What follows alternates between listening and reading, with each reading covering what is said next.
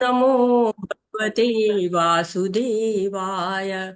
ओम नमो भगवते वासुदेवाय। ओम नमो भगवते वासुदेवाय। ओम अज्ञानतिमिरान्धस्य ज्ञानञ्जनशलाकया चक्षुरुन्मीलितं येन तस्मै श्रीगुरुवे नमः। श्रीचैतन्यमनोभीष्टं स्थापितं येन भूतले स्वयं रूप कदा मह्यं ददाति स्वपदान्तिकं। वन्देऽहं श्रीगुरु श्रीयुतपदकमलं श्रीगुरून् वैष्णवांश्च श्रीरूपं साग्रजातं सहगण रघुनाथ अन्वितं तं सजीवं साद्वैतं सावधूतं परिजनसहितं कृष्ण चैतन्यदेवं श्रीराधा कृष्णपादान् सहगण ललिता श्रीविशाखा अन्वितांश्च। हे कृष्ण करुणा सिंधु दीनबंधु जगतपते गोपेश गोपिका कांत राधा कांत नमस्ते। तप्त कांचन गौरांगी राधे वृंदावनेश्वरी विश्वभानुसुते देवी प्रणमामि हरिप्रिये। नमो विष्णुपादाय कृष्णपृष्ठाय भूतले श्रीमति भक्ति वेदांत स्वामिन् इति नामिने। नमस्ते सरस्वती देवे गौरवाणी प्रचारिणी निर्विशेष शून्यवादी पाश्चात्यदेशतारिणि। जय श्री कृष्ण चैतन्य प्रभु नित्यानंद श्री अद्वैत गदाधर शिवासादि गौर भक्तवृंद। हरे कृष्णा कृष्ण कृष्ण हरे हरे हरे राम राम राम हरे हरे। हरे कृष्णा कृष्ण कृष्ण हरे हरे हरे राम राम राम हरे हरे। हरे कृष्णा सभी को शील प्रभुपाद जी के द्वारा शील प्रभुपाद जी की जय हो। हरे कृष्णा सभी को हरे कृष्णा। तो शुरू करते हैं आज का सत्र हम। और 12वां अध्याय है आज हमारा। तो जो हमारी 18 दिनों में भगवत गीता समझने की यात्रा है ये 12वें पड़ाव पर पहुंच चुकी है। और आज के दिन हम अपने चैतन्य महाप्रभु को, जिन्होंने हरे कृष्णा महामंत्र हमको दिया था और हरे कृष्णा आंदोलन को उन्होंने जन जन तक पहुंचाया था, उनको नमन करते हैं। हमारे पूज्य आध्यात्मिक गुरु शील प्रभुपाद जी को नमन करते हैं। और श्री श्री राधा गोविंदा मंदिर के अध्यक्ष नमो निष्ठा दास प्रभु जी को, अपने सारे शिक्षा गुरुओं को, सारे दीक्षा गुरुओं को, अपने आचार्यों को, सबका नमन करते हैं। और साथ ही साथ आप सभी भक्तों का स्वागत करते हैं, पांचांग प्रणाम करते हैं और हरे कृष्णा। तो आज का अध्याय जो हमारा भक्ति योग का आखिरी अध्याय है, इस अध्याय को कहते हैं मुकुटमणि। जो भगवत गीता जो है मुकुट की तरह से है, और उस मुकुट में जो मणि है वो है भक्ति योग का ये 12वां अध्याय। भगवत गीता के सारे जो श्लोक हैं, हर श्लोक हर अध्याय उसका लक्ष्य भक्ति है। और हमारे जीवन का भी मुख्य उद्देश्य क्या है? भक्ति करके भगवत धाम जाना। और भगवत गीता में पूरे तरह से हमको बताया गया है कैसे हम भक्ति करें और कैसे हम भगवान को जाने, कैसे हम भगवान के पास पहुंचे। आदि अंते च मध्य च सर्वत्र हरि गीयते, हर जगह भगवान का गायन है। अध्याय 1 से लेकर 6 तक हम कर्म मिश्रित भक्ति के बारे में जानते हैं। और जो छठा अध्याय है वो हमको लास्ट में भक्ति योग का संदेश जो है देता है, लास्ट का श्लोक। और जो 13 से 18 तक के अध्याय हैं ज्ञान मिश्रित भक्ति बताते हैं। और जो बीच के 6 अध्याय हैं रस से, भक्ति रस से भरे हुए हैं। भगवान अखिल रसमूर्ति रसराज हैं। और जो भक्ति रस से हम उनसे जुड़ते हैं, भक्ति में कई तरह के रस होते हैं, प्रेम का रस है, माधुर्य है, वात्सल्य का रस है, सखा भाव का रस है, अशांत भाव का रस है। सारे रसों से हम जो है वो जुड़ जाते हैं भगवान से। और भगवान तो जो है हर रस से जो है हमको सराबोर कर देते हैं। हर तरह की लीलाएं उन्होंने की है, बारहों रस की लीलाएं उनकी हैं। और आज जो है वो हम रस पूर्ण जो हमारा 12वां अध्याय है वो पढ़ेंगे। इसके पहले हमने 11वां अध्याय पढ़ा, विराट स्वरूप, हमारी कल्पना से परे, आश्चर्यचकित कर देने वाला, रोमांचित करने वाला अनुभव रहा है। और बहुत ही मधुर अर्जुन की प्रार्थनाएं रही हैं, भगवान का ऐश्वर्य से भरपूर चतुर्भुज रूप रहा है, सौम्य और सुंदर श्याम सुंदर रूप रहा है। तो इन सबको साथ हमने 11वें अध्याय का बड़ा सुंदर अध्ययन किया है, जहाँ पे अर्जुन ने विश्व रूप के दर्शन का अनुभव किया था कि कैसा है। वहां पर काल रूप भी था, जहाँ काल सब कुछ बहा ले जाता है, सब कुछ समाप्त कर देता है, काल पर किसी का वश नहीं होता है। कहते किसी को भी वश कर सकते, वायु को वश में कर सकते हैं, लेकिन काल को वश में नहीं कर सकते हैं। और भगवान कहते हैं कि मैं समय हूं, मेरे निमित्त बनो तुम, क्योंकि मैं तो इस समस्त जगत का विनाश कर सकता हूँ। और यहाँ पर जो दोनों पक्ष के योद्धा मारे जाएंगे, तुम पांडव बच जाओगे। मैं समस्त विनाश के लिए आया हूँ, उठो लड़ाई करो, निमित्त मात्र भव सव्यसाची, सव्यसाची तुम केवल निमित्त मात्र बनो। और अर्जुन की इतनी सुंदर प्रार्थनाएं आती हैं कि आप क्या हैं, आप विश्वस्य परम निधानम, सारे विश्व के आप जो है आश्रय दाता हैं। तो मैं आपको प्रणाम करता हूँ, आप जो है वो सर्वत्र व्याप्त हैं, आपके जो है सर्व ज्ञाता हैं और सर्व आश्रय हैं। आप अतुल्य शक्तियां आपकी हैं, आप इस चर अचर जगत के मालिक हैं, पूजनियों के भी पूजनीय हैं, अतुल शक्ति वाले हैं भगवान आप। और साथ ही साथ कहते हैं कि भगवान आपको जान कैसे सकते हैं, केवल अनन्य भक्ति के द्वारा। अनन्य भक्ति किसी और से हो ही नहीं सकती है, किसी अन्य के लिए नहीं है, अनन्य है, केवल भगवान आपके लिए भक्ति है। और जब केवल आपकी भक्ति की जाए तभी भगवान को हम पा सकते हैं। और जो भक्त होता है वही भगवान के मानवीय रूप का दर्शन करता है। दुर्लभ है, देवता तक तरसते हैं, महर्षि ऋषि देवगण सब तरसते हैं, चाहे कितना भी वेद पढ़ लो, चाहे कितनी भी तपस्या कर लो, चाहे कितने भी दान दे दो, आप जो है वो उसको नहीं पा सकते हैं। भगवान को केवल भक्ति के द्वारा भगवान को पा सकते हैं, जो उनका श्याम सुंदर रूप का दर्शन वो केवल अनन्य भक्ति के द्वारा पाया जा सकता है। और अंत में जो 55वां श्लोक है, आखिरी श्लोक है, वो भगवत गीता का सार कहा जाता है कि भक्ति के द्वारा ही कृष्ण की प्राप्ति हो सकती है। मत कर्म कृन्म परमो, मद भक्त संग वर्जित, निर्वेर सर्वभूतेषु यह स मामेति पांडव। जो मेरे लिए कर्म करेगा, जो भौतिक आसक्तियों को छोड़ देगा, केवल भक्ति करेगा, सबके साथ समभाव रहेगा, अपने जीवन लक्ष्य को जानता रहेगा, वह निश्चय ही मुझे प्राप्त कर सकता है। ऐसा भाव बताते हैं अर्जुन को। और अर्जुन सराबोर हो जाते हैं भगवान की वाणी में।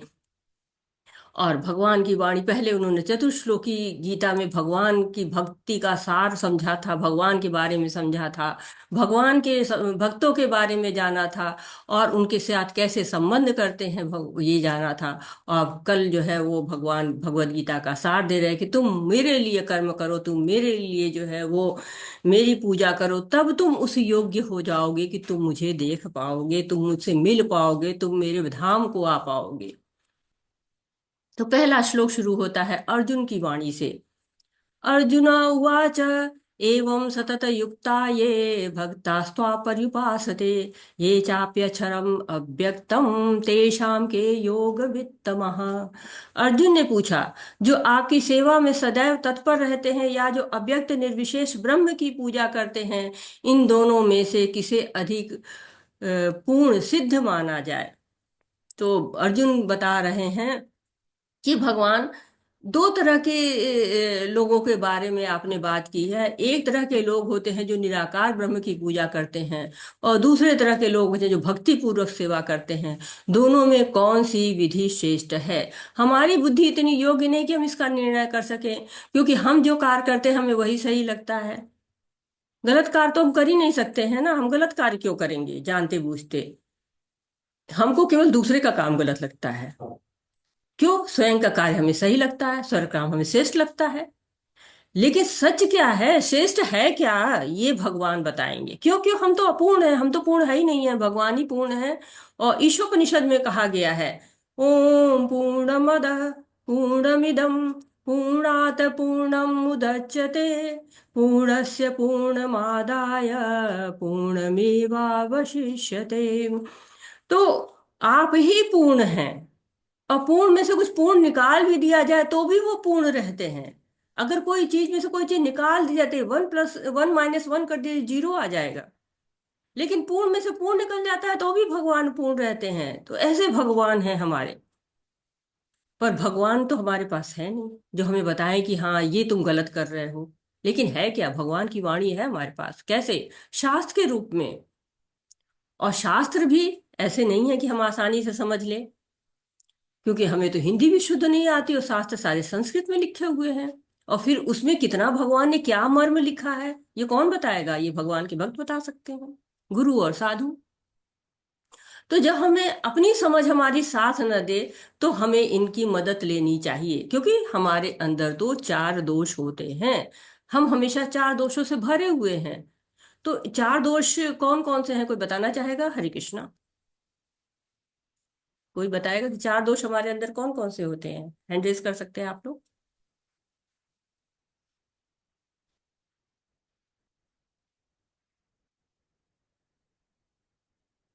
हरे कृष्णा। हमारी इंद्रियां क्या होती हैं? हमारी इंद्रियां सीमित होती हैं। ये एक दोष होता है। और दूसरे दोष किसी को याद आ रहे हैं?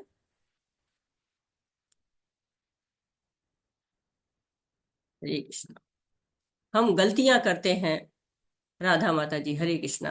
बताइए माता जी। अहंकार, अहंकार जी। और मन, बुद्धि।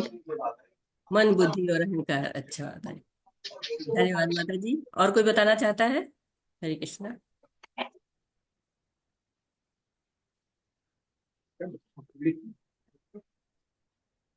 हरे कृष्णा। हरिप्रिया माता जी, हरे कृष्णा। बताइए माता जी। हरे कृष्णा माता जी, सादर प्रणाम। जी माता माता जी, पहला है त्रुटि करना। जी। मनुष्य त्रुटि ही करता रहता है। दूसरा है वो दूसरों में दोष देखता है और दोष देख के ही भ्रमित हो जाता है। तीसरा है कि धोखा देता है, धोखा देने की प्रवृत्ति रहती है। और चौथा है अपनी इंद्रिया सब असंपूर्ण है। हरे कृष्ण माता जी। हरे कृष्णा माता, बहुत बहुत धन्यवाद माता जी।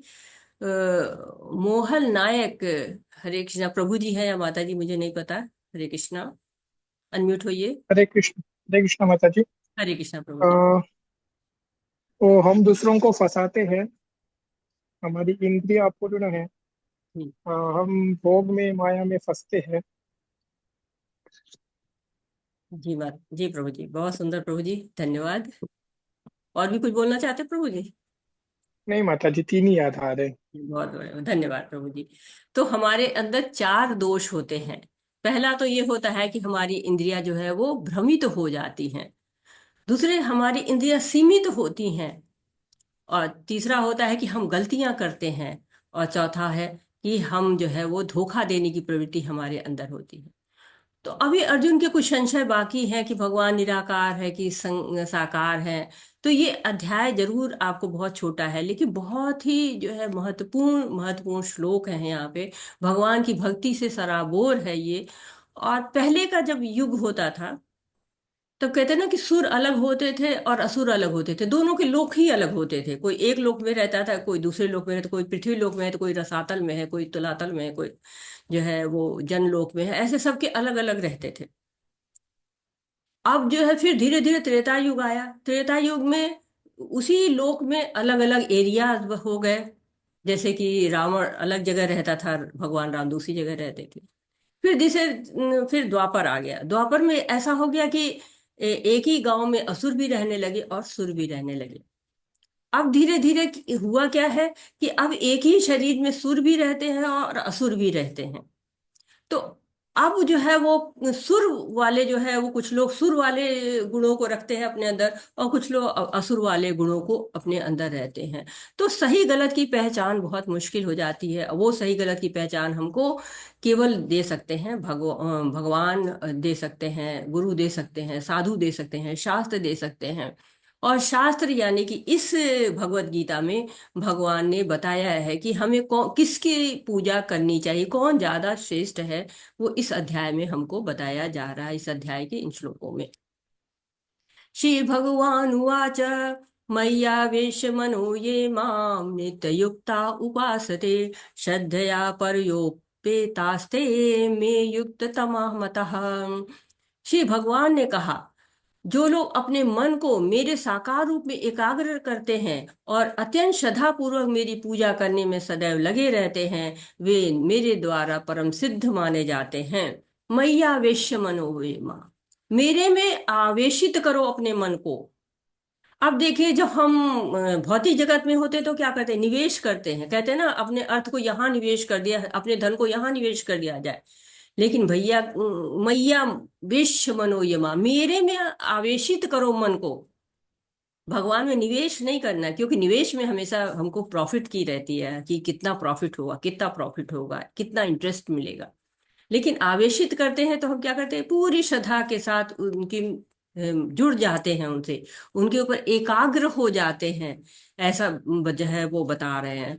तो भगवान में अपने मन को आवेशित करना है। कह रहे कि जो है हम कैसे निर्णय लें, हमें तो जो है निर्णय ले नहीं सकते। अर्जुन हमारी तरफ से प्रश्न करके बता रहे हैं कि कौन सा मार्ग को अपनाना चाहिए, कौन सा मार्ग श्रेष्ठ है। तो भगवान के ऐश्वर्य को देख के हम समझ जाते हैं कि भगवान का यह रूप तो भक्ति के द्वारा ही दे सकते हैं, यही सर्वश्रेष्ठ होना चाहिए।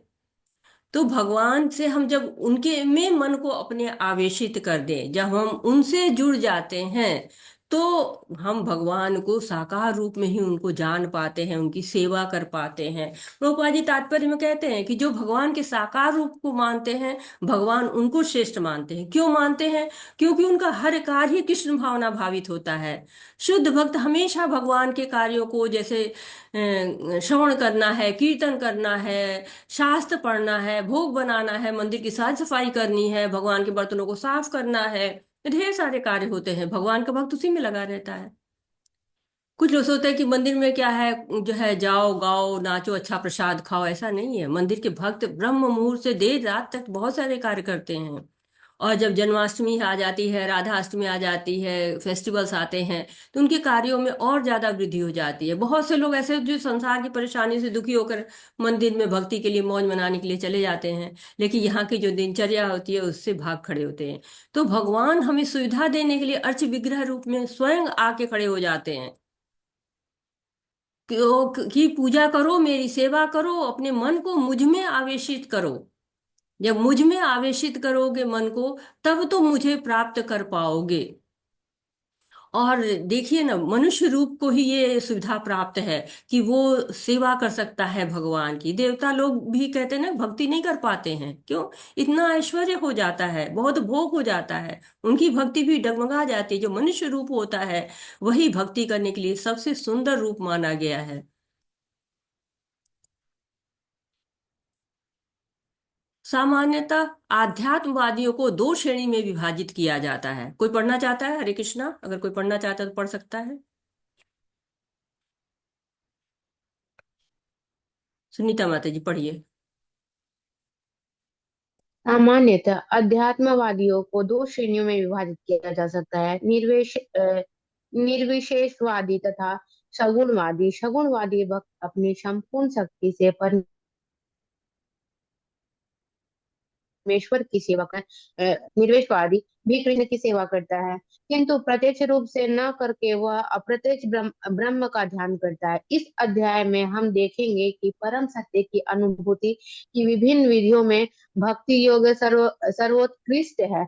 यदि कोई भगवान का सानिध्य चाहता है तो उसे भक्ति करनी चाहिए। जो लोग भक्ति के द्वारा परमेश्वर की प्रत्यक्ष सेवा करते हैं वे सगुणवादी कहलाते हैं। जो लोग निर्विशेष ब्रह्म का ध्यान करते हैं वे निर्विशेषवादी कहलाते हैं। यहाँ पर अर्जुन पूछता है कि इन दोनों में से कौन श्रेष्ठ है। यद्यपि यद्यपि परम सत्य के साक्षात्कार के अनेक साधन हैं, किंतु इस अध्याय में कृष्ण भक्ति योग को सबों में श्रेष्ठ बताते हैं। हरे कृष्ण माता जी। हरे कृष्णा माता जी। तो क्या कह रहे हैं, जो आध्यात्मवादी हैं, जो भगवान की जो है आराधना करते हैं, जो भगवान से जुड़ जाते हैं, भक्ति करते हैं, प्रत्यक्ष रूप से भक्ति करते हैं, प्रत्यक्ष सेवा करते हैं, तो कुछ लोग जो है निराकार रूप का ध्यान करते हैं, निर्विशेष ब्रह्म का ध्यान करते हैं। उसका कोई रूप नहीं होता है, सेवा उसकी नहीं की जा सकती है। जैसे कोई रोशनी होती है, वो ब्रह्म का रूप, तेज रूप जो होता है उसको ब्रह्म रूप कहा जाता है, तो उसकी पूजा करते हैं कुछ लोग, और कुछ लोग साकार की पूजा करते हैं। तो दो तरह की विधियां हैं, और अर्जुन जानना चाहते हैं कि कौन सी विधि आसान है, किस विधि से हम आपको ज्यादा अच्छी तरह जानते हैं। जबकि अर्जुन तो भगवान के द्विभुजी रूप को चाहते थे। ये पहले भी जो है वो पिछले अध्याय में, 11वें अध्याय में कहते कि नहीं भगवान, आप द्विभुजी रूप में आओ। परंतु इस अध्याय में क्यों कह रहे हैं, कंफर्म करना चाहते हैं हमारे लिए, बिल्कुल कंफर्म कर रहे हैं कि आप जरा सा भी इधर उधर डगमगाए नहीं। कंफर्म कर रहे हैं कि नहीं, साकार रूप में भगवान को पूजा जाए। और जब साकार रूप में भगवान को पूजा जाता है, तो भगवान साकार रूप में आते हैं, साकार रूप में गले लगाते हैं, भक्त की इच्छाओं को पूर्ति करते हैं, भक्त के साथ आदान प्रदान करते हैं। और इसलिए प्रभुपाद जी ने कहा है कि जो भगवान को साकार रूप में पूजना चाहिए। साकार रूप में जब हम पूछते हैं भगवान को, तो उस रूप को कहा गया कि भक्ति योग में सबों में श्रेष्ठ है। साक्षात्कार के अनेक साधन हैं, कई तरह से, जो हम पढ़ चुके हैं पहले भी, कि सांख्य योग के बारे में पढ़ा हमने, अष्टांग योग के बारे में पढ़ा हमने, कर्म योग के बारे में पढ़ा, और ज्ञान योग के बारे में जाना, लेकिन भक्ति योग सब में श्रेष्ठ है, ऐसा प्रभुपाद जी हमको बता रहे हैं। हरे कृष्णा। ज्ञानेश प्रभु जी पढ़िए। हरे कृष्ण माता जी।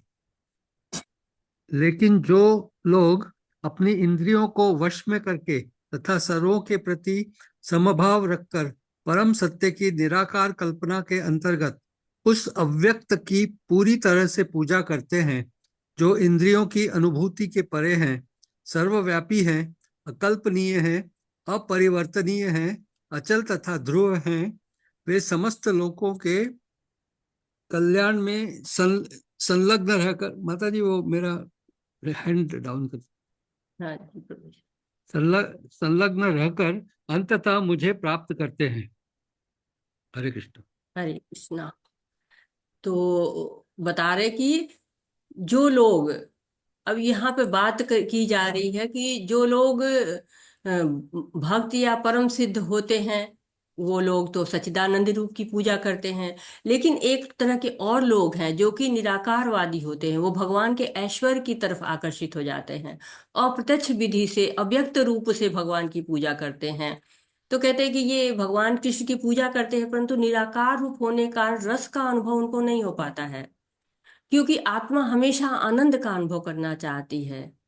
आनंद पाने के लिए बहुत से लोग समाज कल्याण करने लगते हैं, कुछ लोग यश प्रशंसा मिल जाती है तो अहंकार में चले जाते हैं, और भोक्ता हो जाते हैं तो पतन भी हो जाता है। परंतु अगर लोग विचलित नहीं होते हैं और भगवान के निराकार रूप की पूजा करते रहते हैं, तो वो भी भगवान को प्राप्त करते हैं, भगवान तक पहुंचते हैं। हाँ, लेकिन हाँ, उनका जो गंतव्य होता है वो ब्रह्म ज्योति तक होता है, ब्रह्म में विलीन होने के लिए वो भगवान की भक्ति करते, पूजा करते हैं वो। और हम ये देख रहे हैं, ये जो दिखा रहे हैं ना कि कैसे चिंतन करते हैं, देखिए बैठ के एक जगह पे, और भगवान की जो है वो ध्यान, निराकार रूप, ये तेज जो दिख रहा है, केवल तेज का ध्यान करते हैं, साकार रूप का ध्यान ये लोग नहीं करते हैं। क्लेशोऽधिकतरस्तेषां व्यक्तासक्त आसक्तचेतसाम् अव्यक्ता हि गतिर्दुःखदेव विद्भिर्व्याप्यते। जिन लोगों के मन परमेश्वर के अव्यक्त निराकार स्वरूप के प्रति आसक्त हैं, उनके लिए प्रगति कर पाना अत्यंत कष्टप्रद है। देहधारियों के लिए इस क्षेत्र में प्रगति कर पाना सदैव दुष्कर होता है। तो इस श्लोक में भगवान की निराकार स्वरूप को जो पूजने वाले की बात की गई, कि ये लोग अचिंत अव्यक्त निराकार स्वरूप को मानते हैं, इनको ज्ञान योगी कहते हैं, ध्यान योगी कहते हैं, और ये भगवान की तरफ रास्ता लेके भी जाता है, परंतु है क्या, कष्टदायी है। क्लेश अधिकतर तेषाम अव्यक्त आसक्त चेतसा निराकार स्वरूप तक भगवान तक पहुंचने का मार्ग कष्टदायी है। अव्यक्ता ही गतिर दुखम, गति क्या है इसकी? बहुत दुख भरी है। और देहधारी जीव के लिए इस क्षेत्र में प्रगति कर पाना बड़ा ही दुष्कर होता है। देह वद्धि अव्यापते, दुष्कर है। भगवान ने स्पष्ट कर दिया कि दो तरह के लोग हैं, साकार रूप की सेवा करने वाले और निराकार रूप की सेवा करने वाले। निराकार रूप की जो सेवा करते हो वो मार्ग तकलीफ भरा है, कष्टों से भरा हुआ है। और संसार से विरक्ति के लिए क्या चाहिए हमको? कुछ और उससे हायर टेस्ट चाहिए ना। जब हम कुछ लोअर टेस्ट का खा लेते हैं, उसके ऊपर से जो हायर टेस्ट मिल जाता है, तो बस यही चीज हमको चाहिए। तो निराकार में हायर टेस्ट मिल ही नहीं पाता है, सत्य चित मिलता है, आनंद नहीं मिल पाता है। वो कठिन परिश्रम करते हैं भगवान से अपनी आसक्ति बढ़ाने के लिए, लेकिन थोड़ा मुश्किल होता है। जैसे कि उदाहरण देते हैं हमारे आचार्य लोग कि एक खाली दीवार होती है, उस पर आसक्ति नहीं हो सकती आपको, लेकिन उसी में एक सुंदर सा कान्हा का कैलेंडर लगा दीजिए, आनंद आ जाएगा, आपकी आसक्ति वहां हो जाएगी। तो निराकार पर ध्यान लगाना मुश्किल है, परंतु भगवान पे जो साकार रूप है उसको देखना बहुत ही आसान है। उस पे चिंतन करना, उसका ध्यान लगाना, उसका स्मरण करना, उसका कीर्तन करना बहुत ही आसान है। अब निराकार चीज का आप क्या कीर्तन करेंगे? आपको समझ में नहीं आए, उसके लिए क्या कहेंगे? आप कुछ नहीं कह सकते। लेकिन अगर वही साकार है तो उसकी नाक कैसी है, उसके आंख कैसे हैं, उसके बाल कैसे हैं, उसके जो है हर चीज की जीवा, उसका जो है वो वाणी कैसी है, उसके गला कैसा है, उसकी सजावट कैसी है, कितनी बातें हम कर सकते हैं। लेकिन निराकारवादियों के पास इस तरह की कोई सेवा भी नहीं रहती है, कोई कार्य भी नहीं रहता है, कोई कीर्तन भी नहीं रहता है। तो कई लोग तो सफल हो जाते हैं जो पूरी तरह से उस पे आसक्ति जमाते, उस पे पूरा चिंतन जमा लेते हैं। सब लोग को करना थोड़ा मुश्किल होता है। तो निराकार रूप इसलिए कष्टप्रद हो जाता है, लेकिन जो साकार रूप होता है वो आसान हो जाता है। आप लोगों में से जो है वो कोई बताना चाहेगा कि निराकार रूप कष्टप्रद क्यों है और साकार रूप में तो आसानी क्यों है? ऐसा क्यों महसूस होता है? मैं आप लोग का लोअर हैंड कर रही हूँ। जो लोग आंसर देने हैं वो लोग अपने जो है वो, संतोषी माता जी आप आंसर देना चाहते हैं? हरे कृष्णा, बताएं माता जी। माता जी मैंने रीडिंग के लिए हैंड रेज किया है। अच्छा अच्छा, ठीक है, ओके माता जी। आंसर देने के लिए कौन जो है हैंड रेस कर रहा है कि? हाँ, माधुरी माता जी, हरे कृष्णा, बताइए माता। हरे कृष्ण माता जी। माता जी, जो सकार रूप होता है उसमें हम भगवान का दर्शन कर सकते हैं, और अपने ध्यान में भी भगवान की सामने तस्वीर बड़ी होगी, उसको हम देखेंगे तो हम उसमें आसक्त हो जाएंगे, और उनका भी रूप देख देख हमारा मन खुश और प्रसन्न होगा, आनंदित होगा। तो पर जो निराकार, उसमें हम कुछ नहीं देख पाते, ना हम सोच पाते हैं कि ये कैसे करें कैसे नहीं करें, वो हमारे मन आता नहीं है उस बारे में। सिर्फ भगवान के बारे में साकार रूप में हम कर सकते हैं। हरे कृष्णा माता, बहुत सुंदर माता जी, धन्यवाद माता जी। और कोई है जो है जो आंसर देना चाहता है तो हम उसको अनम्यूट कर सकते हैं। हरे कृष्णा। बहुत सुंदर माता जी ने आंसर दिया है। और सुषमा माता जी, बत्रा माता जी, हरे कृष्णा, बताइए माता जी। अनम्यूट हो सकते हैं माता जी आप। हरे कृष्ण माता जी। हरे कृष्ण। मतलब किसी अपने ध्यान को केंद्रित करने के लिए कोई साकार चीज सामने होती है जिसको हम जानते हैं, फिर उसको मानने में और समझने में हमें आसानी होती है। और निराकार कोई भी चीज हो उसके बारे में जब कुछ पता ही नहीं, कोई उसकी स्थिति नहीं है, कोई आकार नहीं होता सामने, तो हमें मन को एक केंद्रित करने में दिक्कत आती है, ठीक से जल्दी से केंद्रित नहीं हो पाता। उसका कैसा स्वरूप है, क्या है, समझ में नहीं आता ना। हम्म, तो साकार में जल्दी मन लगता है। जी माता जी, बहुत बहुत धन्यवाद माता जी, हरे कृष्णा। और ईश्वरी माता जी, हरे कृष्णा। हरे कृष्णा, दंडवत प्रणाम माता जी। बहुत अच्छे अच्छे पॉइंट बताए हैं भक्तों ने। एक पॉइंट मैं भी बता रही हूँ माता जी। कृष्ण चैतन्य महाप्रभु कहते हैं जीवे स्वरूप हो नित्य कृष्ण दास। अब हम निराकार की सेवा कैसे करेंगे, दासता कैसे उस पे निभाएंगे, क्या सेवा करेंगे? अब जब कोई रूप होता है, साकार होता है, उनका श्रृंगार करते हैं, उन्हें भोग लगाते हैं, दर्शन करते हैं, उनकी प्रशंसा करते हैं, उनके सामने कीर्तन करके। तो साकार की तो हम ये सब सेवाएं कर सकते हैं माता जी, खुद भी आनंदित हो सकते हैं, और उनकी इंद्रियों को, ठाकुर जी की इंद्रियों को भी आनंदित, जो हमारा लक्ष्य है वो कर सकते हैं। लेकिन बहुत निराकार में ये संभव नहीं है माता जी। जी माता जी, बहुत सुंदर इसलिए सबने पॉइंट दिए, बहुत सुंदर सुंदर आंसर आए हैं। तो ये सही है कि हम दैनिक जीवन में भी अपने अनुभव करते हैं कि साकार रूप पर ध्यान केंद्रित करने में उतनी कठिनाई नहीं होती है, लेकिन निराकार रूप में थोड़ा मन अधिक विचलित होता है, मन को एकाग्र करना मुश्किल होता है, इंद्रियों पर नियंत्रण करना आसान नहीं होता है। जब इंद्रियां भगवान की सेवा में लग जाती हैं तो मन स्वतः धीरे धीरे भगवान की सेवा में लगना शुरू हो जाता है।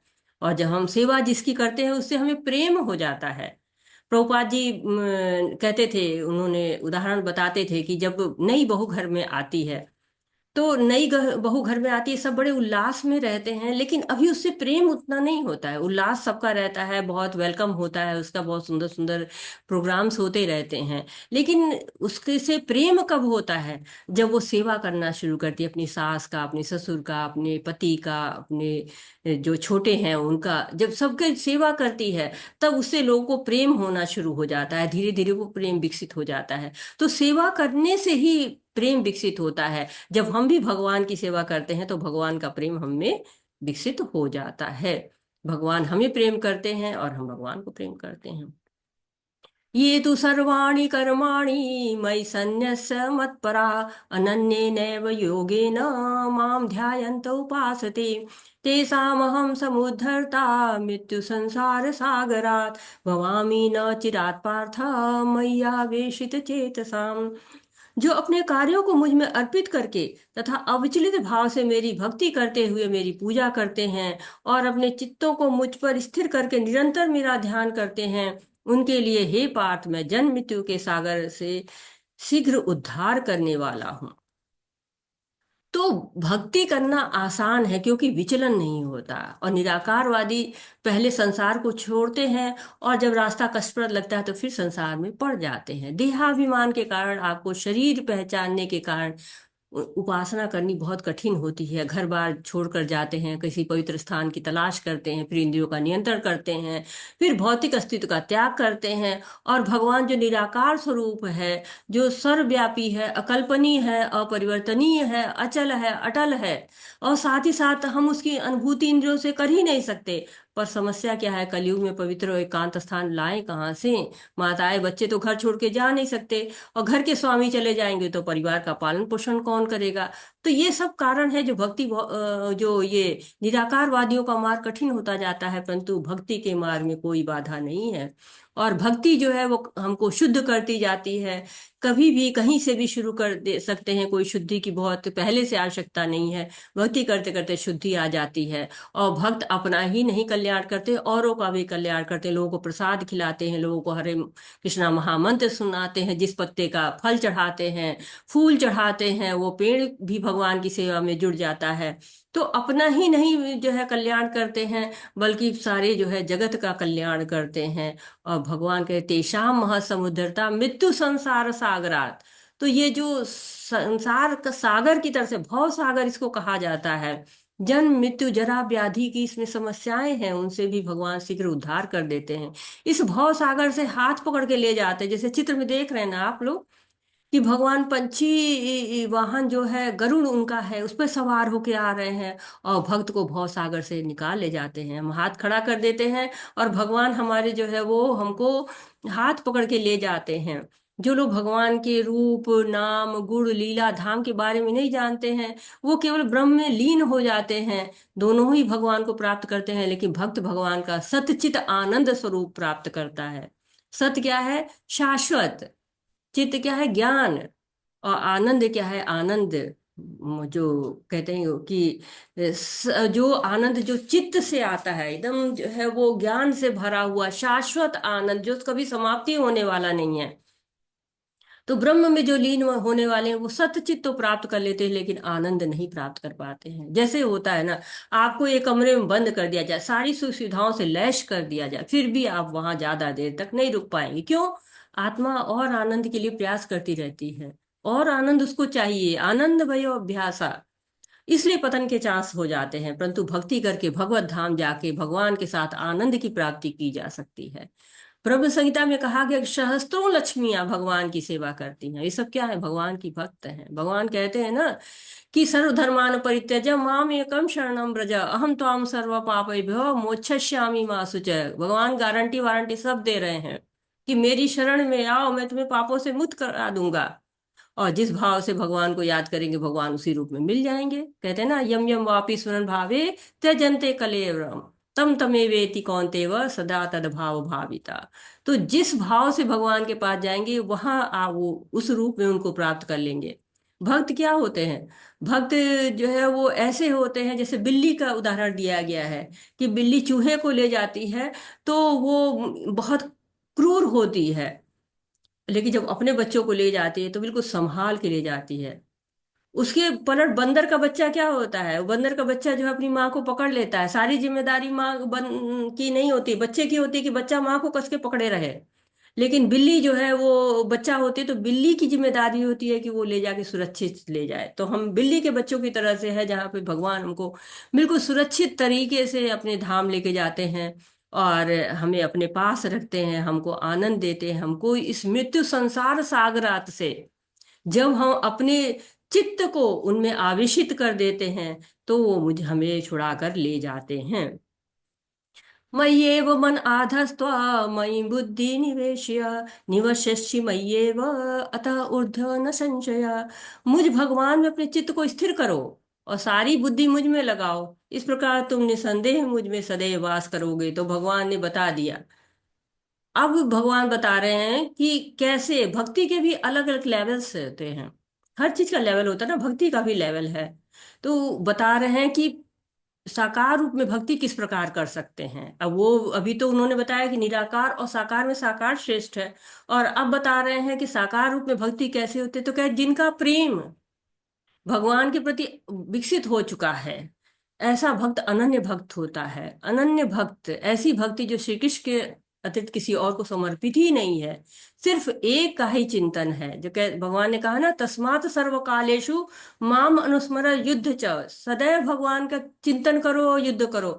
जो ये सीख जाता है कि भगवान में मन भी लगा देता है, और कहते हैं कि जो है मय्येव मन आधस्त्व, अपना चित्त मुझ में स्थित करो, सारे कार्य मुझ में समर्पित करते हुए अपने चित्त को भी मुझ में समर्पित कर दो। जैसे चिड़िया होती है, हमेशा अंडों के साथ बैठी रहती है और बच्चे को अपना बड़ा करती रहती है, स्पर्श देती है बच्चों को, उसके स्पर्श में बच्चे बड़े होते रहते हैं। मछली क्या करती है? अपने अंडे को केवल देखती है, वो स्पर्श नहीं करती है, केवल अंडों को देख देख कर ही बड़ा कर देती है। लेकिन कछुआ दूर बैठा रहता है, वो केवल उन अंडों का चिंतन करता है, वो न स्पर्श करता है न देखता है, वो दूर बैठा हुआ चिंतन करता रहता है, और उससे ही वो उसके बच्चे बड़े हो जाते हैं। उसी तरह से भगवान के भक्त उनके साथ नहीं रहते, पर हमेशा चिंतन करते रहते हैं, और चिंतन करते करते भगवान को प्राप्त करते हैं। लेकिन सब लोग के साथ ये संभव नहीं है। सब लोग तो भक्ति के एक लेवल पे नहीं है ना, सब लोग हमेशा चिंतन नहीं कर सकते हैं। भगवान उनके लिए और विधि भी बता रहे हैं कि अब क्या करो। अथ चित्तं समाधातुं न शक्नोषि मयि स्थिरम् अभ्यास योगेन ततो मामी छाप्तु धनंजय। हे अर्जुन, हे धनंजय, यदि तुम अपने चित्त को अविचल भाव से मुझ पर स्थिर नहीं कर सकते तो तुम भक्ति योग के विधि विधानों का पालन करो। इस प्रकार तुम मुझे प्राप्त करने की चाह उत्पन्न करो। तो भगवान दूसरे लेवल बता रहे हैं, दूसरी विधि बता रहे हैं कि कृष्ण के प्रति आसक्ति नहीं हो रही है, मन आवेशित नहीं हो रहा है, मन में चिंतन नहीं आ रहा है, मन नहीं लग रहा है, तो भक्ति के नियमों का पालन करो। भक्ति के नियमों का पालन जब करते करते क्या होता है? दृढ़ता आती है। भगवान की भक्ति में दृढ़ हो जाते हैं, निश्चित हो जाते हैं। वैधि भक्ति कहलाती है जब गुरु के आज्ञा से, उनके मार्गदर्शन में शास्त्रों के नियमों का विधि विधान से पालन किया जाता है, उसको वैधि भक्ति कहते हैं। तो इस विधि का पालन करो, जप करो, भोग लगाओ, और मन को भगवान के पास ले जाने का प्रयास करो। धीरे धीरे भगवान के प्रेम में प्रगाढ़ता आएगी। तो इस तरह से तुम भगवान से जुड़ पाओ और भगवान के पास पहुंच पाओ। और कहते कि भक्ति योग के विधि विधान कहाँ से आएंगे? तो गुरु के मार्गदर्शन से ही आएंगे, उनके बताए नियमों से ही जो है आएंगे। शास्त्रों में जो लिखा है वही नियम गुरु बताएंगे। जैसे ब्रह्म मुहूर्त में जागो, तुम भगवत गीता भागवतम पढ़ो, सुनो, तो ये अभ्यास करते करते धीरे धीरे प्रेम के स्तर तक जाया जा सकते हैं। अब मान लीजिए वो भी नहीं हो पा रहा है, कहे कि इतना तो नहीं हो पा रहा, कहाँ तक विधि विधानों का पालन करें, बड़ा मुश्किल है, विधि विधान तो बड़े कठिन हो जाते हैं शास्त्रों के, कैसे करेंगे। तो भगवान और रास्ता बता रहे हैं। अतः चित्तं समाधातुं न शक्नोषि मयि स्थिरम अभ्यास योगेन ततो मामी इच्छाप्तुं धनंजय, ही तो हो चुका है। और अभ्यासेऽप्यसमर्थोषि मत्कर्म परमो भव मदर्थपि कर्माणि कुर्वन् सिद्धिं वाप्स्यसि। यदि तुम भक्ति योग के विधि विधानों का भी अभ्यास नहीं कर सकते तो मेरे लिए कर्म करने का प्रयत्न करो, क्योंकि मेरे लिए कर्म करने से तुम पूर्ण अवस्था सिद्धि को प्राप्त हो सकोगे। अभ्यासे अपि असमर्थ, तो ऐसे लोग हैं जो भक्ति के विधि विधान को अभ्यास नहीं कर पा रहे हैं, असमर्थ हैं, उनसे हो ही नहीं पा रहा है। कहते हैं ना कुछ लोग, हमसे तो नहीं हो पाएगा, और नहीं हमारे पास तो समय ही नहीं है, अरे हमारे पास तो बल ही नहीं है। तो ऐसे लोग को क्या करना चाहिए? भगवान बता रहे हैं कि आप अपना जो भी कर्म कर रहे हो भगवान को समर्पित कर दो।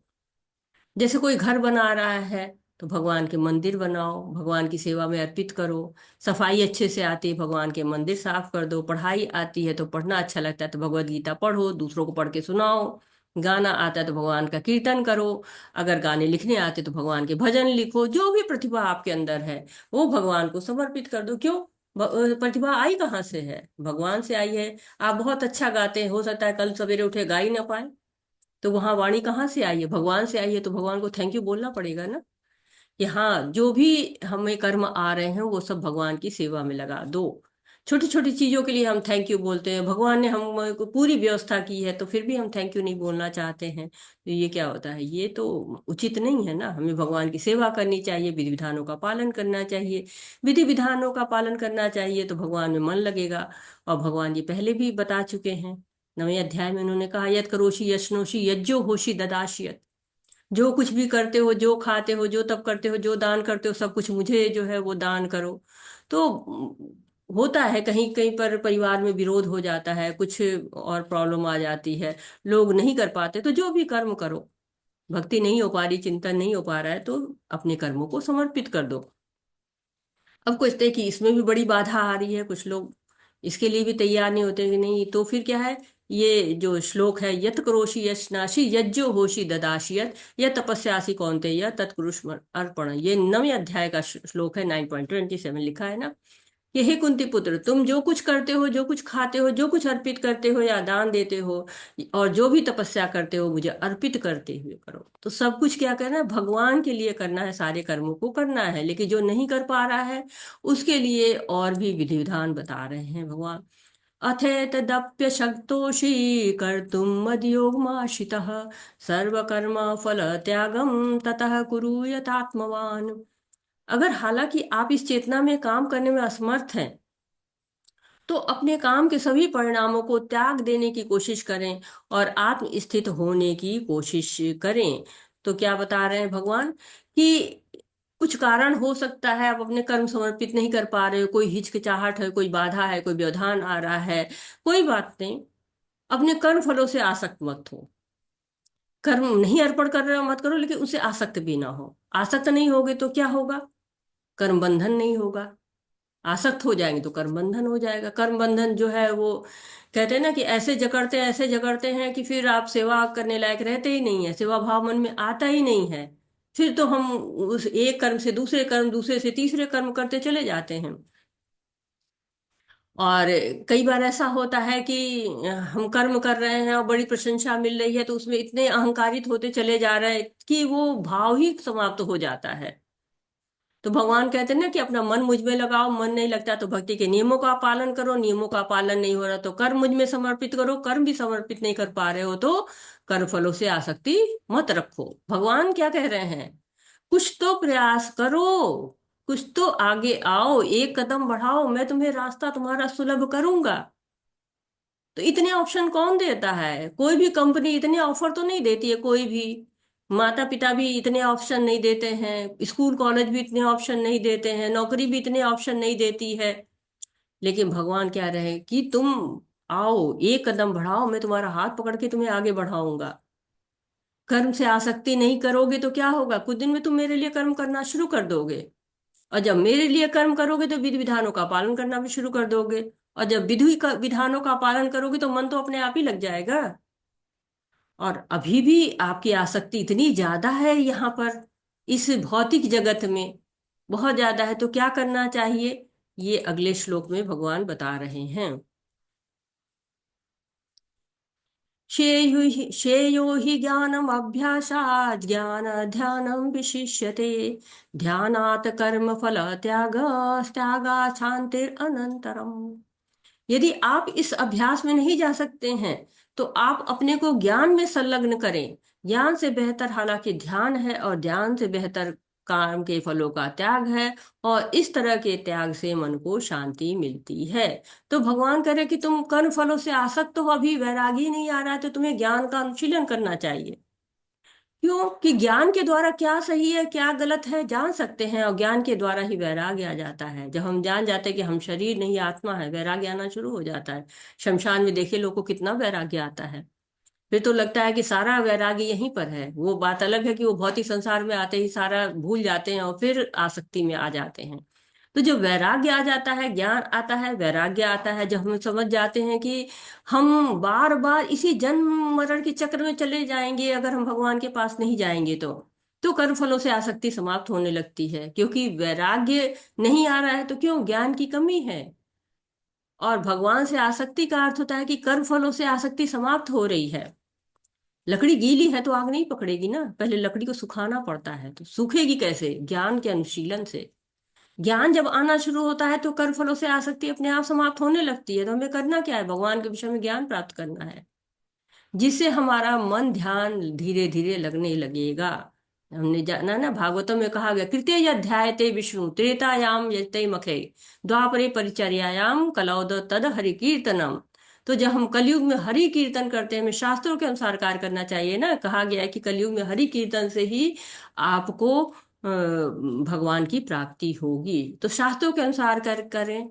चैतन्य चरितमृत में भी कहा गया हरि नाम हरि नाम हरि नाम केवलम कलौ नास्ते उ नास्ते इव गतिर अन्यथा। तो इस युग का युग धर्म क्या है, भगवान का ध्यान करना। तो भगवान ने हमको 5 स्टेप बताए हैं, उन 5 स्टेप के द्वारा हमें भगवान को ध्यान करना है, भगवान के पहुंचना है भगवान के बारे में। और भगवान स्पष्ट कहते हैं कि तुम अगर अभ्यास में नहीं जा सकते हो तो ज्ञान में संलग्न हो। ज्ञान से बेहतर ध्यान है, ध्यान से बेहतर कर्म के फल का त्याग है, और इस तरह के त्याग से मन को शांति मिल सकती है। तो भगवान ने बहुत स्पष्ट रूप से हमको सारे ऑप्शन दे रखे हैं। जो किसी से द्वेष नहीं करता लेकिन सभी जीवों का दयालु मित्र है, जो अपने को स्वामी नहीं मानता और मिथ्या अहंकार से मुक्त है, जो सुख दुख में समभाव रहता है, सहिष्णु है, सदैव आत्मतुष्ट रहता है, आत्म संयमी है, जो निश्चय के साथ मुझ में मन तथा बुद्धि को स्थिर करके भक्ति में लगा रहता है, ऐसा भक्त मुझे अत्यंत प्रिय है। तो भगवान इन 2 श्लोकों में क्या बता रहे हैं, अभी तो तुमने भक्ति करने का तरीका बताया, अब बता रहे हैं कि शुद्ध भक्त के लक्षण क्या क्या होते हैं। तो क्या होते, अद्वेष्टा। भगवान कह रहे अद्वेष्टा, किसी से द्वेष नहीं करता है, अद्वेष्टा है वो। और कहते हैं ना कि मनुष्य में द्वेष की भावना रहती है, और लोग एक दूसरे से ईर्ष्या करते रहते हैं। वो होता है ना, जो विज्ञापन होते हैं वो लोगों की मेंटेलिटी को भुनाते हैं। तो विज्ञापन क्या कहता है कि उसकी साड़ी मेरी साड़ी से सफेद कैसी, तो क्या है, ये द्वेष की भावना है कि सब कुछ मेरे लिए होना चाहिए। परंतु भक्त क्या होता है, किसी से द्वेष नहीं करता, मित्र भाव रहता है, मित्रता का भाव उसके अंदर रहता है, समानता का भाव रहता है। मित्र होता है ना, ऊंचा नीचा नहीं हो देखता है, ऊंचा नीचा गरीब अमीर कुछ भी नहीं देखता है। मिथ्या अहंकार नहीं होता है, जो मैं की लड़ाई नहीं होती है मित्रों के बीच, जैसे लोग एक दूसरे को श्रेष्ठ समझते हैं। नहीं, मित्रता जहां हो गई सहिष्णुता आ जाती है, संतुष्टता आ जाती है, दयालुता होती है, संयम आ जाता है। जब हम संतुष्टता होते तो ऑलरेडी संयम में आ जाते हैं। सब कैसे होता है, जब मन और बुद्धि सब भगवान में लग जाता है। भगवान ऐसे ही भक्तों को प्रेम करते हैं। इतने सारे गुण जो है जब किसी में आ जाते हैं, भगवान की भक्ति से ही वो सारे गुण आ जाते हैं। तो भगवान को हम ये जान जाए कि हाँ, भगवान ने सारी व्यवस्थाएं हमारे लिए की हैं, सब कुछ हमारे लिए किया है, तो हम भगवान से प्रेम करने लगते हैं। भगवान ने व्यवस्था क्या की है, गाय जो है वो अपना दूध नहीं पीती है, गाय जो है औरों को दूध जो है पिलाती है, अपने बछड़े को, साथ ही साथ सारे मानव जीवन को जो है वो देती है अपना जो है दूध। तो हम जब इस तरह का भाव रखते हैं कि हमें दूसरों के लिए कार्य करना है, जीवन को सरल रखना चाहिए, क्योंकि जीवन जितना सरल रहता है उतनी ही परेशानियां कम होती जाती हैं, उतना ही हम सहज होते जाते हैं, सरल होते जाते हैं। सुदामा जी की जो है यहाँ पर चित्र दिखाया गया है। सुदामा जी क्या मित्र थे, दयालु थे, गरीब थे, अहंकार नहीं था, केवल 5 घर से भिक्षा मांगते थे, मिला तो मिला, नहीं मिला तो संतोष। कई बार भूखा रहना पड़ता था, परंतु भगवान से कोई शिकायत नहीं थी। पत्नी के कहने पर जाते हैं, जिसका मित्र अनंत ब्रह्मांड का स्वामी है उसके पास जाते हैं। और जो है हमने पढ़ा है ना कि आर्त अर्थार्थी, जिज्ञासु और ज्ञानी, 4 तरह के लोग भगवान के पास जाते हैं। लेकिन सुदामा शुद्ध भक्त थे, उन्होंने कुछ भी नहीं मांगा, कुछ भी नहीं चाहा अपने लिए। हाँ, लेकिन भगवान भी तो मित्र थे, उन्हें भी मित्रता का भाव तो दिखाना ही था, और भगवान ने उन्हें सब कुछ दिया। जिससे हरे कृष्णा, कोई पढ़ना चाहेगा?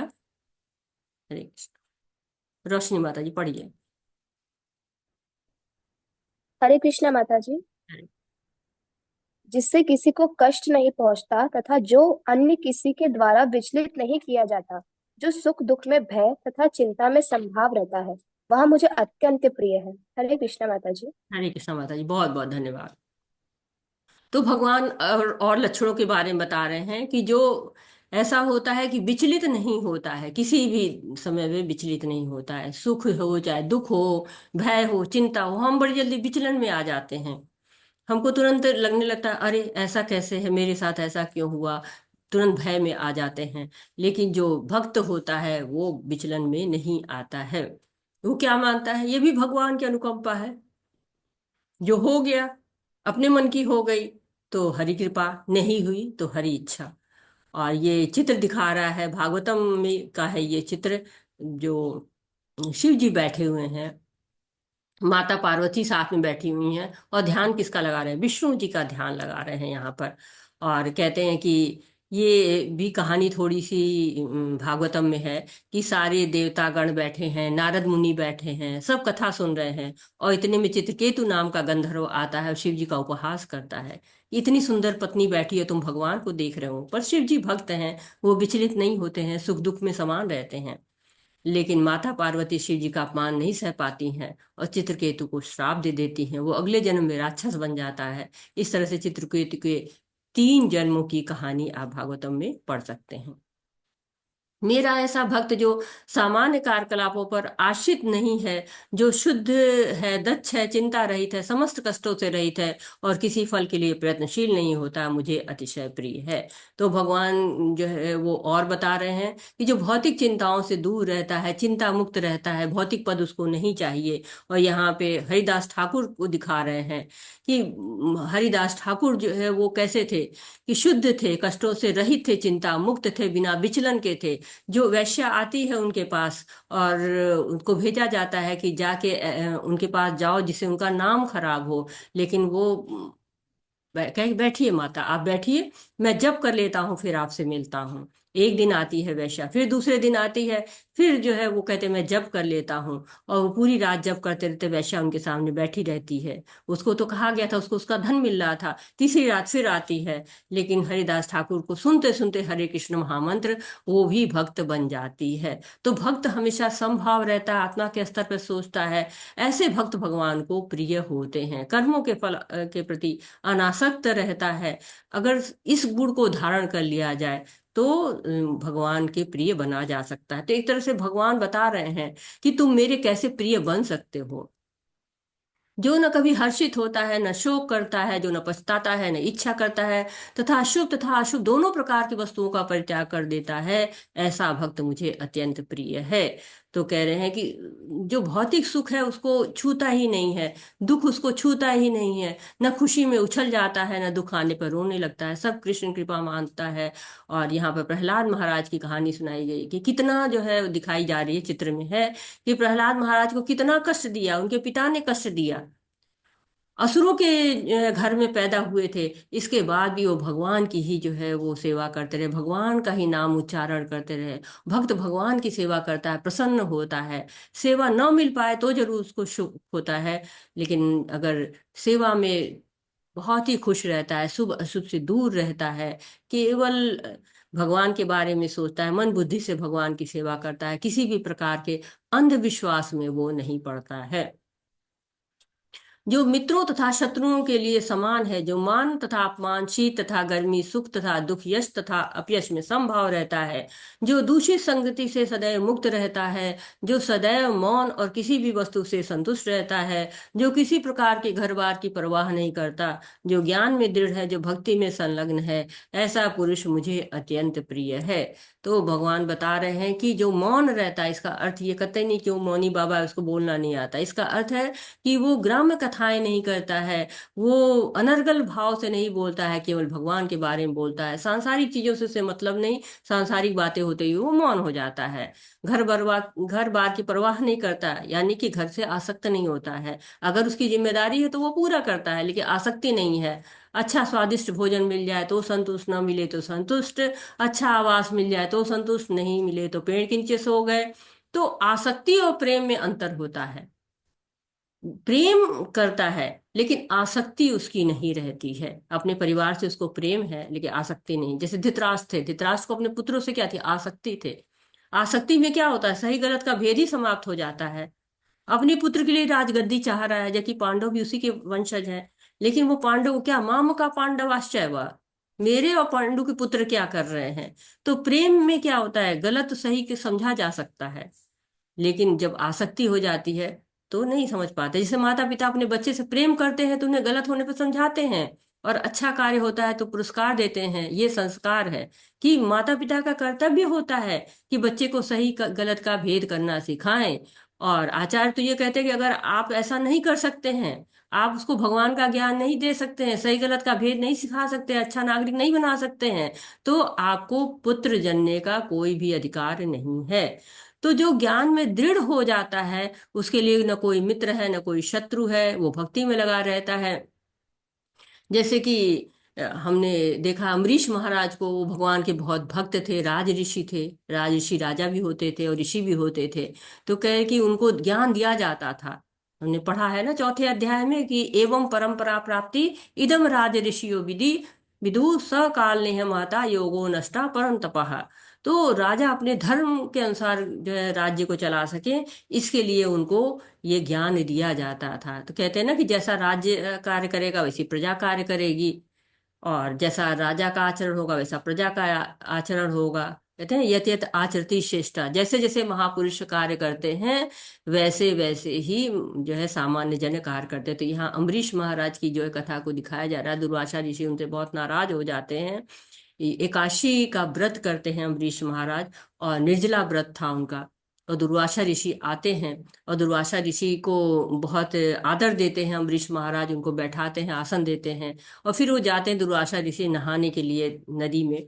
वहीं बहुत देर करने लगते हैं, और इधर जो एकादशी का पारण जो है वो समय निर्धारित तो होता है, और समय बीता जा रहा था। उन्होंने अपने पुरोहितों से पूछा, उन्होंने कहा कि आप केवल जल धारण कर लीजिए और जब आएंगे तब आप लोग जो है प्रसाद लीजिएगा।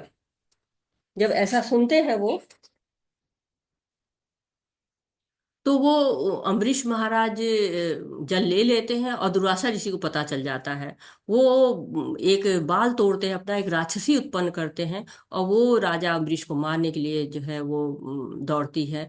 तब भगवान ने अपना सुदर्शन चक्र चलाया, और अम्बरीश महाराज जो है सब जगह दौड़ते जाते हैं। अंत में वो विष्णु जी को, हर देवी देवता के पास जाते हैं लेकिन कहीं से कोई उपाय नहीं मिलता है। फिर भगवान के पास जाते, भगवान कहते जहां तुमने गलती की है वहां जाके आप जो है वो क्षमा मांगे। फिर दुर्वासा ऋषि आते हैं अम्बरीश महाराज के पास। अम्बरीश महाराज जी उनको बहुत सम्मान करते हैं और सुदर्शन चक्र को रोक देते हैं। ये अम्बरीश महाराज जो है वही कह रहे कि राजऋषि थे, वो भगवान के बहुत बड़े भक्त थे। ये तो धर्मामृतमिदं यथोक्तं पर्युपासते श्रद्धाना मत परमा भक्तास्ते तीव मे प्रियाः।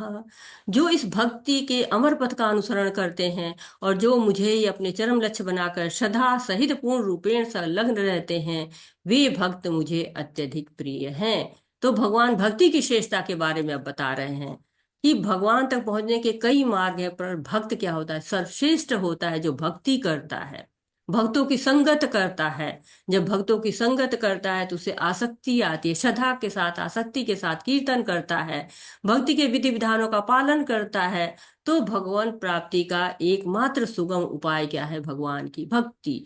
और यहाँ पर भक्ति योग के जो अध्याय हैं वो समाप्त हो रहे हैं। 7 से 12 तक के अध्याय भगवान की विशुद्ध भक्ति के बारे में बताया है, और भक्ति कैसे कर सकते हैं, उसके क्या लाभ हैं, कौन लोग भगवान को प्रिय हैं, सबके बारे में बड़ी विस्तार से बताया गया है। और कल हम जो है वो ज्ञान योग की तरफ बढ़ेंगे, क्योंकि ज्ञान के बिना धर्म कहते हैं कोरी भावुकता है, और बिना धर्म के ज्ञान केवल मानसिक उहापोह है, ऐसा प्रभुपाद जी कहते हैं। चित्र है बिलमंगल ठाकुर का, जो बहुत बड़े भक्त हैं। इन्होंने अपनी आंखों को ही समाप्त कर दिया था कि हमें भौतिक चीजों को देखना ही नहीं है, तो हमें वो उसको नहीं जो है वो करना है, ऐसा नहीं करना, हमें भगवान की केवल भक्ति करना है। और भगवान उनके लिए एक बार दूध लेकर आते हैं, उनकी सेवा भगवान भी करते हैं, दूध लेके आते हैं, और स्वाद से वो भगवान को पहचान जाते हैं। इतनी उनके अंदर शक्ति थी कि वो भगवान को ही पहचान जाते हैं कि भगवान उनकी सेवा करते थे। राधा रानी उनकी सेवा करती हैं। एक बार धूप में बैठे हुए थे तो राधा रानी आके अपना आंचल उनके ऊपर डाल देती हैं। एक बार रघुनाथ गोस्वामी जी की बात है, ये रघुनाथ गोस्वामी जी हैं, वो इतने मगन थे कि गर्मी में ही भगवान की पूजा कर रहे थे और वहां पे धूप में तप रहे थे। राधा रानी उनके पल्लू से छाया देती हैं। एक बार रघुनाथ दास गोस्वामी राधा कुंड में जप कर रहे थे तो वहां शेर आ जाता है और कृष्ण उनकी रक्षा करते हैं। तो इस तरह से जो भक्त होते हैं उनकी भगवान भी रक्षा करते हैं। ये जो है 9 लिम्स ऑफ भक्ति है। भक्ति की जो है 9 विधियां, इसको नवधा भक्ति कहते हैं। श्रवणम कीर्तनम विष्णु स्मरणोपाद सेवनम अर्चनम वंदनम दास्यम साख्यम आत्मनिवेदनम। तो भगवान का श्रवण करना चाहिए। श्रवण जो है वो किया था आपको परीक्षित महाराज ने, सुखदेव गोस्वामी उनको सुना रहे हैं, उन्होंने कीर्तन किया था। तो श्रवण और कीर्तन भगवान का बहुत जरूरी है। 7वें अध्याय में हमने पढ़ा है ना, मैया सक्त मना पाथ योग जन्मदाश्रय असंशयम समग्रम मां यथा ज्ञाशचि तशृणु। सुनो, भगवान कहते सुनो। तो श्रवण का बहुत महत्व है। स्मरण प्रहलाद महाराज करते हैं और हमेशा भगवान का स्मरण करते रहते हैं। पाद सेवनम, चरणों की सेवा जो है लक्ष्मी माता करती हैं, और लक्ष्मी हमेशा जो है वो चरण भगवान के दबाती रहती हैं, तो ये सेवा वो करती हैं। अर्चनम, पृथु महाराज वो अर्च विग्रहों की बहुत सुंदर सेवा करते थे। जितनी भी विधियां हैं सारी विधियों को बड़े शास्त्रों के अनुसार विधि विधान से करते थे। वंदनम, वंदना जो है वो अक्रूर महाराज जी ने बहुत सुंदर सुंदर प्रस्तुतियां की हैं। यहाँ ध्रुव महाराज का चित्र है, ध्रुव महाराज जो है वो वंदन कर रहे हैं। दास्यम, हनुमान जी को जो है दास्य भाव में जो है अग्रणी माना जाता है। वो हमेशा भगवान के साथ रहना चाहते थे, यहाँ तक कि उन्होंने मोक्ष को भी पीछे छोड़ दिया कि नहीं, मुझे तो यहीं पर रहना है, भगवान की जहां जहां कथा होगी वो मैं सुनूंगा। साख्यम, अर्जुन जो है सखा भाव से भगवान को भक्ति करते हैं, उनकी हमेशा जो है सेवा में लगे रहते हैं। नर नारायण में दोनों लोग आते रहते हैं। आत्मनिवेदनम, बलि महाराज थे, उन्होंने स्वयं को ही दान कर दिया। बलि महाराज ने जब वामन अवतार में भगवान आते हैं स्वयं को ही दान कर देते हैं। और जैसा अम्बरीश महाराज है, ये 9 विधियों से जो है वो भगवान की पूजा करते हैं। किसी एक विधि से भी अगर भगवान की पूजा की जाए तो हम भगवत धाम पहुंच सकते हैं, लेकिन अम्बरीश महाराज ने तो सारी 9 विधियों से भगवान की पूजा की थी। इस अध्याय में परम सत्य की जो निराकार धारणा वर्णित है उसकी संस्तुति उस समय तक के लिए की गई है जब तक मनुष्य आत्म साक्षात्कार के लिए अपने आप को समर्पित नहीं कर देता है। दूसरे शब्दों में, जब तक उसे शुद्ध भक्तों की संगति करने का अवसर नहीं प्राप्त होता तभी तक निराकार की धारणा लाभप्रद हो सकती है। परंतु सत्य की निराकार धारणा में मनुष्य कर्म फल के बिना कर्म करता है और आत्मा तथा पदार्थ का ज्ञान प्राप्त करने के लिए ही ध्यान करता है। यह तभी तक आवश्यक है जब तक शुद्ध भक्तों की संगति न प्राप्त हो। सौभाग्यवश यदि कोई शुद्ध भक्ति में सीधे कृष्ण भावना में संलग्न न हो संलग्न हो तो उसे आत्म साक्षात्कार के इतने सोपान पार नहीं करने होते। भगवत गीता के मध्य 6 अध्यायों में जिस प्रकार भक्ति का वर्णन हुआ है वह अत्यंत हृदयग्राही है। तो यहाँ पर प्रभुपाद जी ने बता रहे हैं कि कितना सुंदर वर्णन हुआ है। भगवान का हमें दास बनना है, भगवान की शुद्ध भक्ति करनी है, दिखावा नहीं करना है, दृढ़ विश्वास होना चाहिए। शुद्ध भक्ति से दिव्य आनंद मिलता है, जो कि कहते हैं कि सागर के समान है। भौतिक सुख क्या है, एक बूंद के समान है। और यहाँ तक कि जो निराकार ब्रह्म का सुख है, वो कहते हैं कि जैसे बछड़े का पैर रखा जाए, उससे जो गड्ढा होता है ना, उसमें जल भर दो, बस उतना ही है। और जो भक्ति है वो सागर की तरह से है, और शुद्ध भक्ति में जो आनंद है उसकी तुलना किसी से नहीं की जा सकती है। बहुत ही ज्यादा आनंदमयी है शुद्ध भक्ति। कहते हैं ना कि भगवान जो है वो भक्ति योग हमको दिया है उन्होंने, ताकि हम भगवत गीता का जो सार है उसको जान सके। महिमा है इस अध्याय की। कर्म योग कहा गया है कि कर्म करते भगवान की सेवा करो, तो वो लोग कर्म करते करते भगवान की सेवा करते हैं। और कहते हैं ना, उसमें जो श्लोक आता है ना कि यज्ञो हो यत करोषि यश्नोषि यज्ञो होषि ददाति यत यत तपस्यासि कौन्तेय तत्कुरुष्व मद अर्पणम। और ज्ञान योग के द्वारा जो भक्ति की जाती है, कहा है, उसके लिए भगवान ने जो है हमको श्लोक दिया है, बहुना जन्मामन्ते ज्ञानवान मा प्रपद्यते वासुदेव सर्वमिति स महात्मा सुदुर्लभ। और इसी बीच में अष्टांग योग का भी वर्णन किया है, परंतु भक्ति योग का निष्कर्ष अष्टांग योग के लास्ट में उन्होंने दिया, योगी नाम अपि सर्वेषां मत गतेन अंतरात्मना श्रद्धावान भजते यो मां समे युक्त तमो मतः। जो भी सारे योग है सबका निष्कर्ष क्या है, भक्ति है। और भक्ति किससे के द्वारा की जाती है, भक्तों के द्वारा भक्ति होती है। तो इसी नोट पे वाछाकल्पतरुभ्यश्च कृपा सिन्धुभ्य एव च पतितानां पावनेभ्यो वैष्णवेभ्यो नमो नमः। अनंत कोटि वैष्णव वृंद की जय। शीला प्रभुपाद की जय। हरे कृष्णा कृष्ण कृष्णा हरे हरे, हरे रामा राम राम हरे हरे। भगवत गीता की जय। सभी भक्तों की जय। हरे कृष्णा। सभी को हरे कृष्णा। आपका कोटि कोटि धन्यवाद माता जी, कोटि कोटि धन्यवाद। व्यासपीठ को कोटि कोटि नमन, आपको कोटि कोटि धन्यवाद, और यहाँ उपस्थित सभी भक्तजनों को हार्दिक मंगल कामनाएं। आशा है आज इतना सुंदर भक्ति योग का वर्णन माता जी के द्वारा हुआ, प्रभुपाद ने इतना सुंदर जो है ना इसका वर्णन किया है, तो आप सभी लाभान्वित हुए होंगे, आशा है। और किसी माता जी प्रभु जी का कोई संशय हो